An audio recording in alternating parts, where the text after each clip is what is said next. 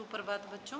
आज हम कक्षा 11 की आरोह पुस्तक के 10वें अध्याय आओ मिलकर बचाएं, जिसकी कवयित्री हैं निर्मला पुतुल, का अध्ययन करेंगे।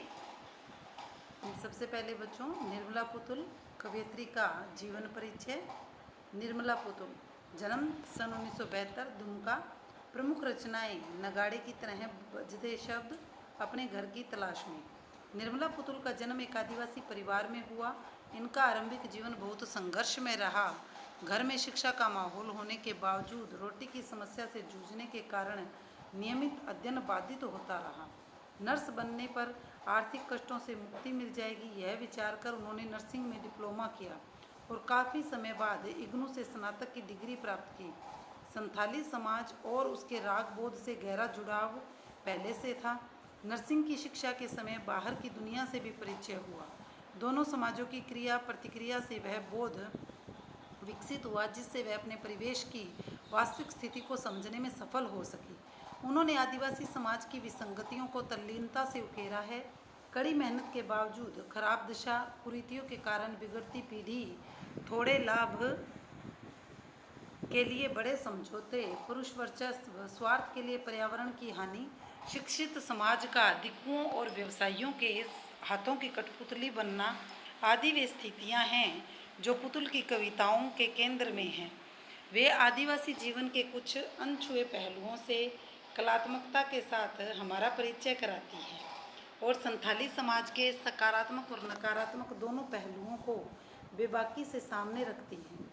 संथाली समाज में जहाँ एक और सादगी, भोलापन, प्रकृति से जुड़ाव, कठोर परिश्रम करने की क्षमता जैसे सकारात्मक तत्व हैं, वहीं दूसरी ओर उसमें अशिक्षा, कुरीतियाँ और शराब की ओर बढ़ता झुकाव भी है। आओ मिलकर बचाएं कविता में दोनों पक्षों का यथार्थ चित्रण हुआ है। बृहत्तर संदर्भ में यह कविता समाज में उन चीज़ों को बचाने की बात करती है जिनका होना स्वस्थ सामाजिक परिवेश के लिए जरूरी है। प्रकृति के विनाश और विस्थापन के कारण आज आदिवासी समाज संकट में है, जो कविता का मूल स्वर है। संथाली भाषा से हिंदी रूपांतर अशोक सिंह ने किया है। तो बच्चों, ये जो कविता है आओ मिलकर बचाएं, ये कवयित्री खुद एक आदिवासी समाज से संबंध रखती है और इसीलिए जब ये बाहर निकली तो उसे आदिवासी समाज और एक सामान्य समाज में जो अंतर नजर आया, उसी का कवयित्री ने जो है अपनी कविता के माध्यम से वर्णन किया है।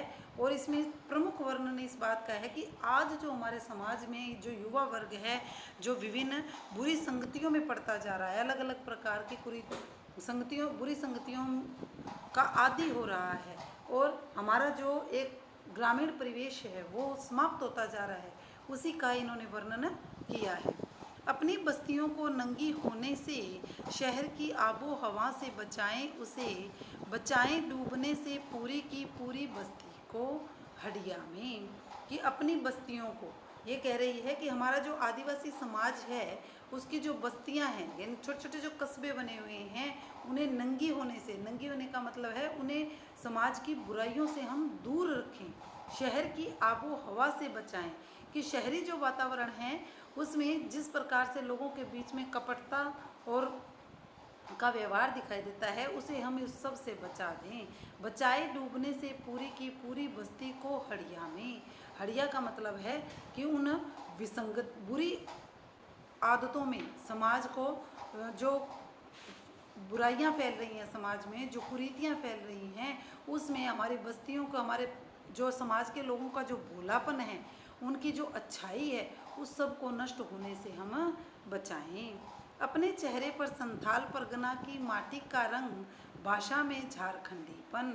कि आज हम शहर के लोगों को देखकर उनकी तरह रहने की बजाय हमारे जो संथाल परगना, यानी हमारा जो एक छोटा सा एक कस्बा है, उस कस्बे की जो मिट्टी की खुशबू है और उसकी भाषा में जो झारखंडीपन, यानी हमारे परिवेश की हमारी जो मातृभाषा है झारखंडी भाषा, उस भाषा की जो ललक है, ठंडी होती दिनचर्या में जीवन की गर्माहट, मन का हरापन, भोलापन, दिल का अक्खड़पन, जुझारूपन भी। और यानी उस सब को, हमारी जो भाषा है, हमारी जो मिट्टी का, हम अपनी मातृभूमि से जो प्रेम करते हैं, उस सब को हम बचा कर रखें। ठंडी होती दिनचर्या में, ठंडी होती दिनचर्या का मतलब है कि जो हमारे अंदर हमारे एक आलस्य छा गया है, सुस्ती छा गई है, उसमें जीवन की गर्माहट को भर दें। मन का हरापन, मन का हरापन कहने का मतलब है कि मन को हम हरा भरा रखें, यानी हम अपने मन में खुशहाली लेकर आएं। और जो लोगों के दिल का भोलापन है, कि जो संथाल परगने के जो लोग हैं, जो दिल से भोले हैं और जो उनमें अखड़ता है और जुझारूपन यानी उनमें किसी भी काम को करने की जो ललक है, उसको हम समाप्त ना होने दें। भीतर की आग धनुष की डोरी, तीर का नुकीलापन कुल्हाड़ी की धार, कि भीतर की आग जो काम करने की जो ललक है और धनुष की डोरी, और जो हम तीर भाले चलाने का हमारा काम करते हैं, और जो तीर भाले चलाने का काम करते हैं, उस सब से हम दूर ना हों। कुल्हाड़ी की धार, जंगल की ताज़ा हवा, कि कुल्हाड़ी की धार तेज की और जंगल की ताज़ा हवा में घूमे फिरे, नदियों का निर्मलता, पहाड़ों का मौन, गीतों की धुन, मिट्टी का सौंदापन, फसलों की लहलहाट। कि आज जो हम हमारे संथाल परगना में नदियों की निर्मलता है, कि निर्मल स्वच्छ जल इन नदियों में बहता है, और पहाड़ों पर शांत वातावरण जो है उससे हम दूर ना हों। और पहाड़ों पर काम करते करते गीतों की जो धुन है, और कि गीत गाने की जो परंपरा है, और मिट्टी की जो खुशबू है, उसमें फसलों की लहलहाट और उसमें लहलहाती हुई फसलें हैं। नाचने के लिए खुला आंगन, गाने के लिए गीत, हंसने के लिए थोड़ी सी खिलखिलाहट, रोने के लिए मुट्ठी भर एकांत। कि जो आज हमारे लिए नाच गान करने के लिए हम जो इस खुले आंगन का आनंद उठाते हैं, और किसी भी छोटी से छोटी खुशी को भी गीत गाकर अभिव्यक्त करते हैं, और हंसने के लिए थोड़ी सी खिलखिलाहट, हमें कोई हंसने के लिए बहुत अधिक किसी चीज़ की आवश्यकता नहीं है, बल्कि थोड़ी सी खिलखिलाहट ही आवश्यक है। और रोने के लिए मुट्ठी भर एकांत, और यदि हमें अपने दुखों को व्यक्त करना है तो एकांत में जाकर हम अपने दुख व्यक्त कर लेते हैं। कि ऐसा जो हमारे संथाली लोगों का वातावरण है, इस वातावरण से हम दूर होना नहीं चाहते हैं। बच्चों के लिए मैदान, पशुओं के लिए हरी हरी घास, बूढ़ों के लिए पहाड़ों की शांति, और इस अविश्वास भरे दौर में थोड़ा सा विश्वास, थोड़ी सी उम्मीद, थोड़े से सपने। बच्चों के लिए मैदान, कि हमारा जो संथाली परगना है वो इस प्रकार का खुला वातावरण है कि वहाँ बच्चों के लिए मैदान भी हैं, और पशुओं को चरने के लिए हरी भरी घास है, और बुजुर्ग जो हैं उनके लिए पहाड़ों के जैसी शांति भी है।